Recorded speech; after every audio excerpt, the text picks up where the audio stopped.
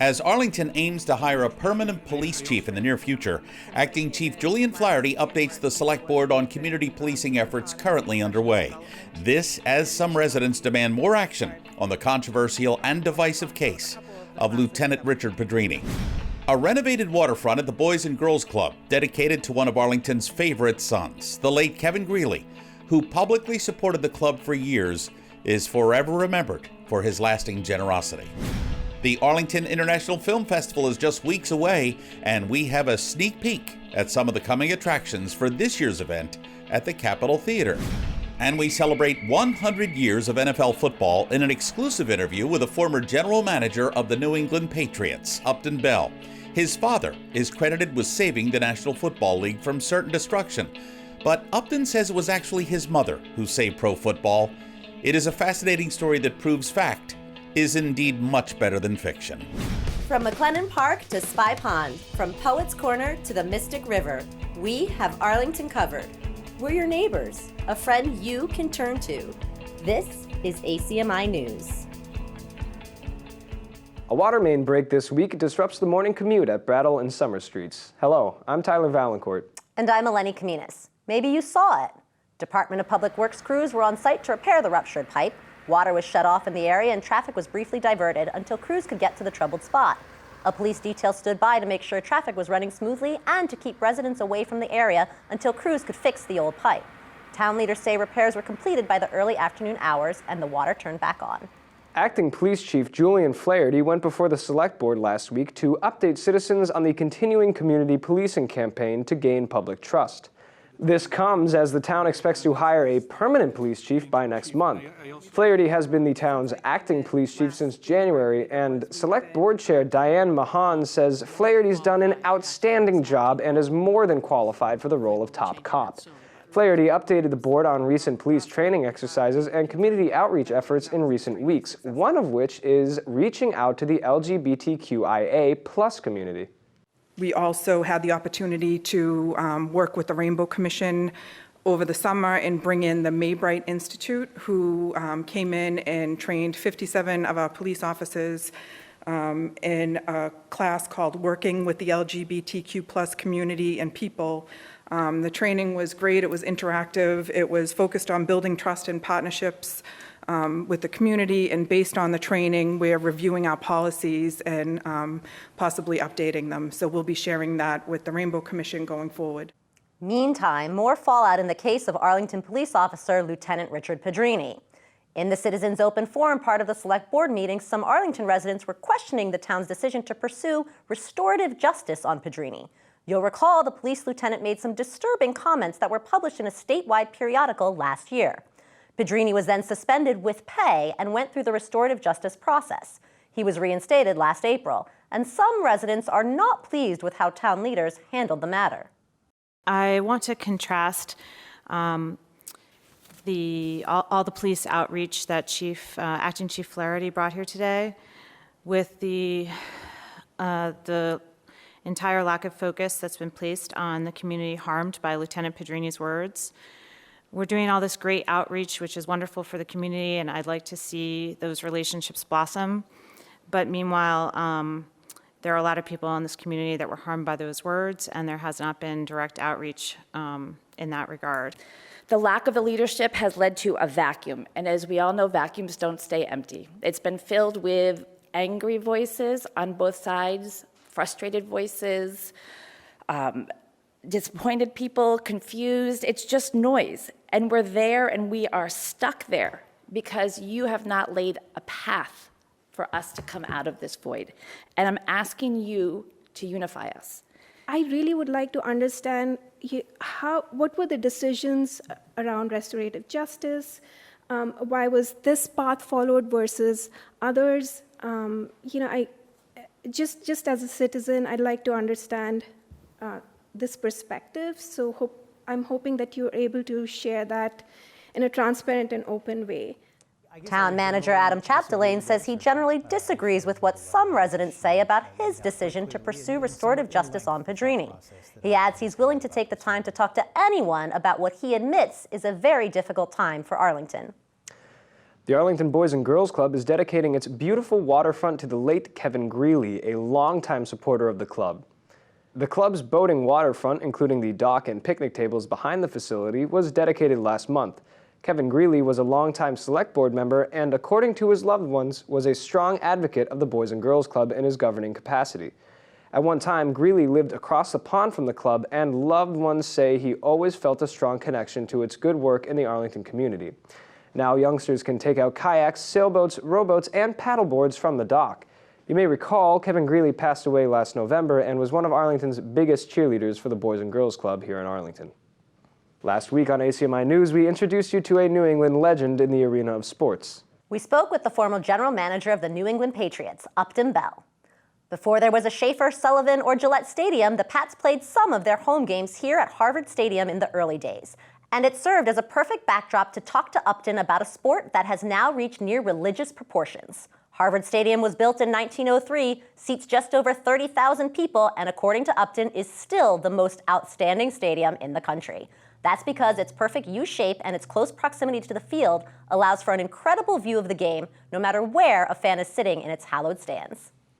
Upton Bell also hails from football royalty. His father, Bert Bell, is now forever enshrined in the Pro Football Hall of Fame for his exceptional contributions to the game of football. But many sports historians agree Upton's mother, Frances, should also be enshrined in Canton, Ohio. ACMi's Jeff Barn discovered if it wasn't for Frances Upton Bell, there's a very good chance there wouldn't even be an NFL Football Hall of Fame, because there likely would not even be an NFL.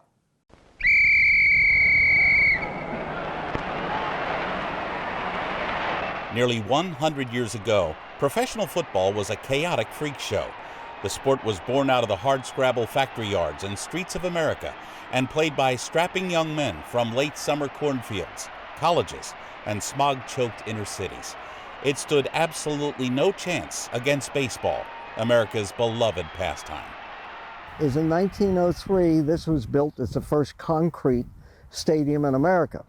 But if you spend some time with Upton Bell, the 1971 New England Patriots general manager, he'll tell you NFL football sprung forth from a most unlikely place, the fragrant and refined perfume countertops of Macy's department store in New York City, where his mother, Frances Upton Bell, worked part-time. She was working there one day, and an agent for the Schubert Theaters came through and said, "You're an absolutely beautiful young woman. What do you do?" She said, "Well, I'm in high school and I'm taking ballet lessons." He said, "Here's my card." And he said, "If you're ever interested, let me know." She followed up 5 years later. She was a star on Broadway. I only make 20. Oh, listen, Marmaduke, it can't be done. Hey, what's the idea? Talking to a dummy, you dummy. The next thing you know, you'll be talking to yourself and walking into telegraph poles. You know that, don't you? All right, get out of here, will you?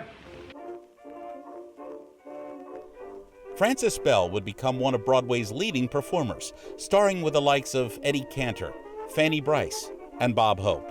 She starred in the Ziegfeld Follies in the Roaring Twenties, and many times caught the eye of scores of admirers, many of whom would shower dancers with gifts of jewelry and flowers in the late-night dressing rooms and smoke-filled hallways of jazz-age theater.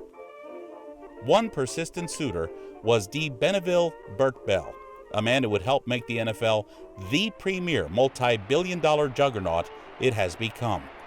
But Upton says the NFL probably would not even exist today if it was not for his mother. He said, "Honey, I want to date you." She said, "Have another drink. I'm not for you." He then chased her for 2 years around the country. So basically, she said, "I don't date drunks and social drunks." So he arranged for a party in Miami or in Atlantic City, called her with all these people around and said, "Honey, I've got all my friends around here. What'll it take to get you?" And she said, "Never drinking again," thinking, this bum isn't going to be able to do this. He said, "I promise you in front of all my friends I will never have a drink again." And he never did. And I think that kind of convinced her. Bert was living the dream. With his girl by his side, he set his sights on a career in college football. But after performing to sellout crowds nationwide, Frances had other plans. Being on the road, Chicago, New York, all over the country, she started to see all the barnstorming teams. You had the Chicago Bears with Red Grange. They took a barnstorming team around the country. She said, my father, why are you paying any attention to college football? The pro game is it. So she took him to his first pro game and said, you got to really get with it. So what happened was eventually they got secretly married. Walter Winchell announced it and said that they had been secretly married when she was in Chicago. She came to Philadelphia. On their wedding day, they walked down to the bankruptcy court in Philadelphia. The Frankfurt Yellow Jackets were up for sale. They got them out of bankruptcy. Walking back, they see the Delano Roosevelt National Recovery Act, and there was a big eagle up there. This is how things really happen in life. Not all this phony crap you get today. So up there is the eagle, and he said to her, there it is. It's the Philadelphia Eagles. And that's how it happened. So your father essentially bought the Philadelphia Eagles with your mom's money for $2,500. Yes, Frankfurt Yellow Jackets, and then took them out of bankruptcy, renamed them. But the best part of the story is I tell all honeymooners today that like to appear on NBC and go off to Hawaii somewhere. They decided their honeymoon would be in Ventnor, which is right next to Atlantic City. Plenty of money there. They rent a big mansion there. The only difference is this: they went on their honeymoon with 32 football players, and they live with them on their honeymoon, and they actually practice out on the front lawn of this mansion. And they had this famous scene that was quoted by people in different books, and she was very romantic.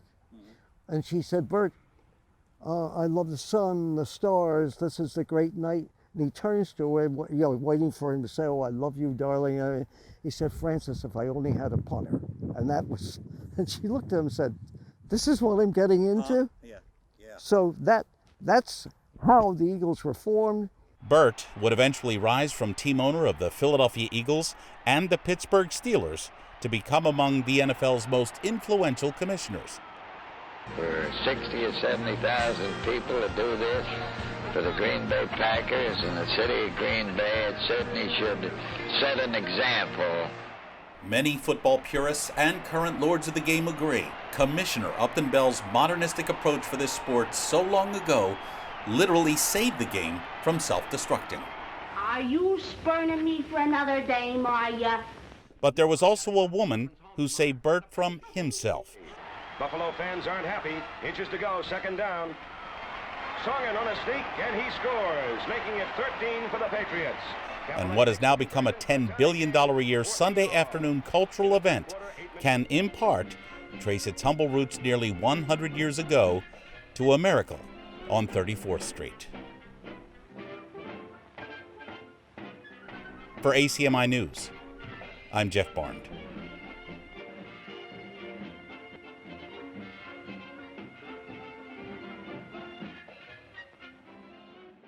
In October 1959, Bert Bell suffered a fatal heart attack while watching his two teams, the Philadelphia Eagles and Pittsburgh Steelers, at Philadelphia's Franklin Field. Francis Upton died in November 1975. Coming up as this fall series continues, we'll talk to Upton about his storied career, his take on the Patriots, and his own triumphs and pitfalls. You can always count on Upton to keep it real. All this as our celebration of 100 years of NFL football continues. Coming soon to a theater near you, the Capitol Theater to be exact. We're just a few weeks away from Arlington's International Film Festival. The theme for this year's event is Voices of the Youth. AIFF excels in promoting an understanding of the many cultures represented in our town and beyond. Take a look at this year's preview of the outstanding attractions coming to the festival this year from all over the world.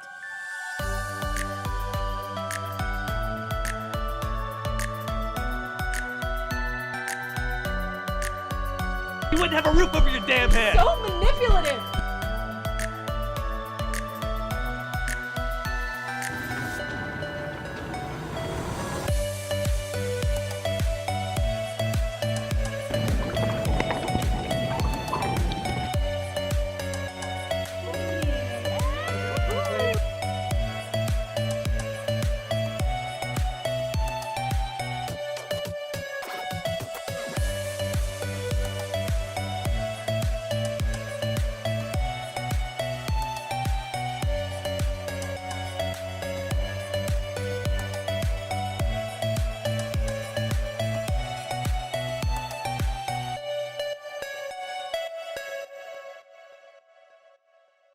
The AIFF strives to recognize that diversity enriches us all.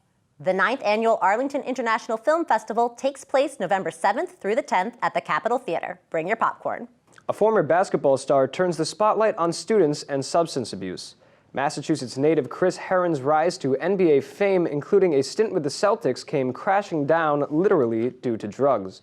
This week, Herren brought his story, documented by the likes of ESPN, and a new film to Arlington High School students who learned his story could be theirs. ACMi's Brenda Mahoney has a look. I grew up with Larry Bird, Kevin McHale, DJ, Parrish. I pretended I was them. I worked my whole life to be them, and now I'm here in a press conference holding up my number with Celtics on it.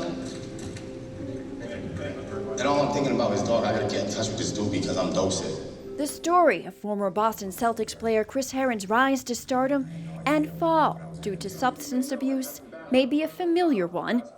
But when the Fall River native came to Arlington High School, he drove home that getting hooked can happen to anyone.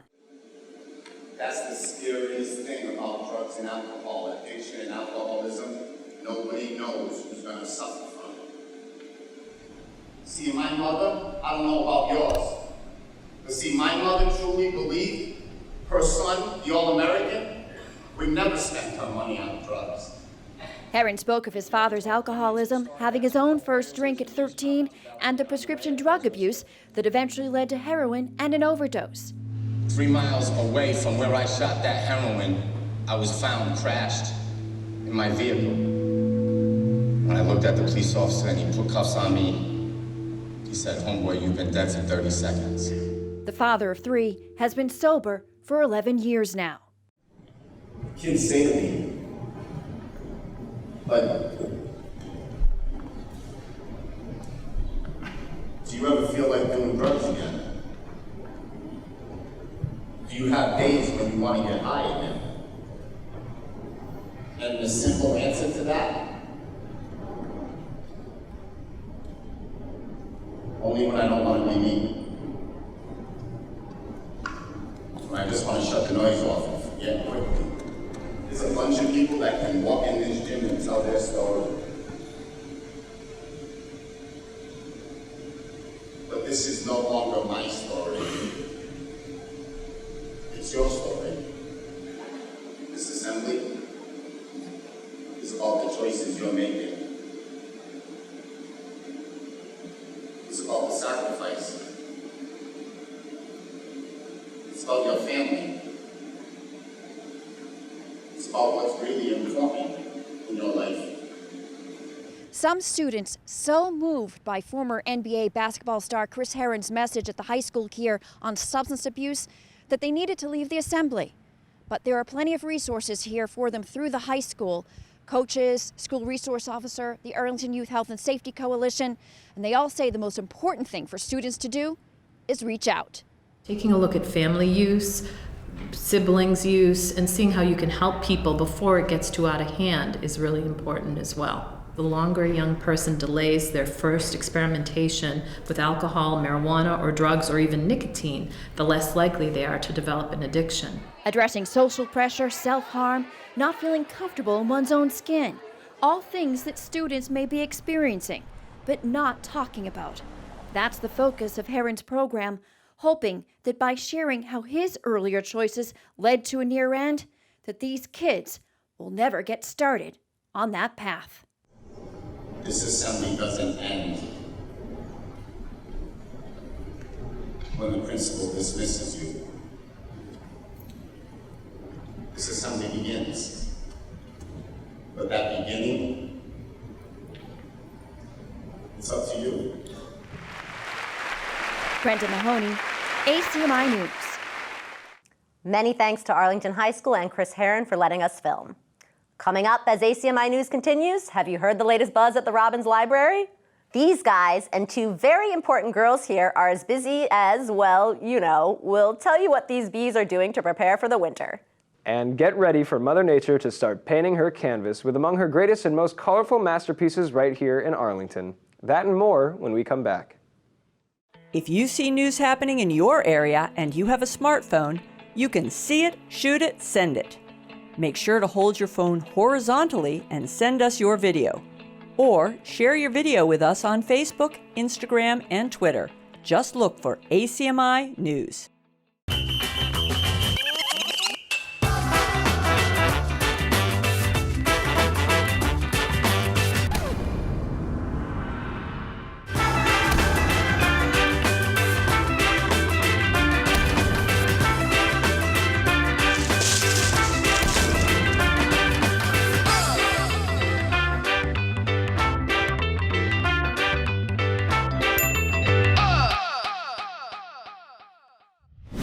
Anyone familiar with the Robbins Library already knows that the building is full of valuable reference material.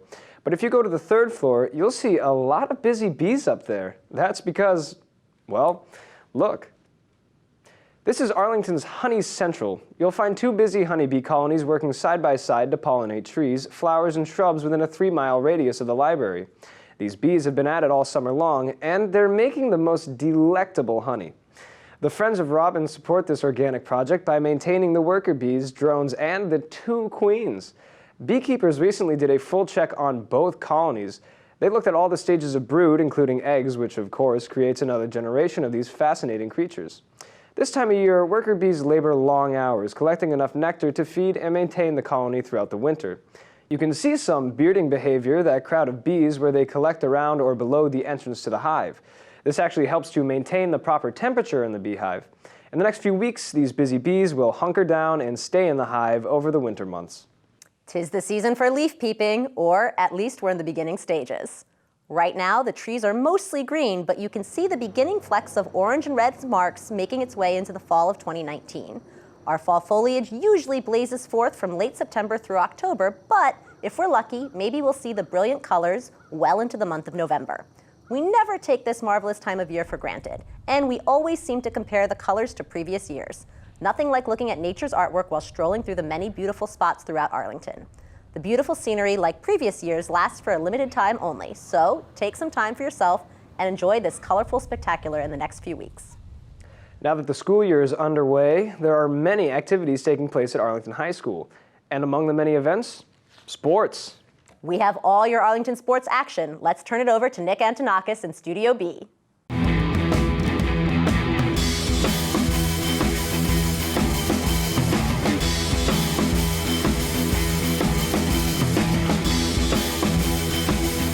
Welcome back, Arlington sports fans. We're now in October, meaning that our fall sports teams are halfway through their seasons.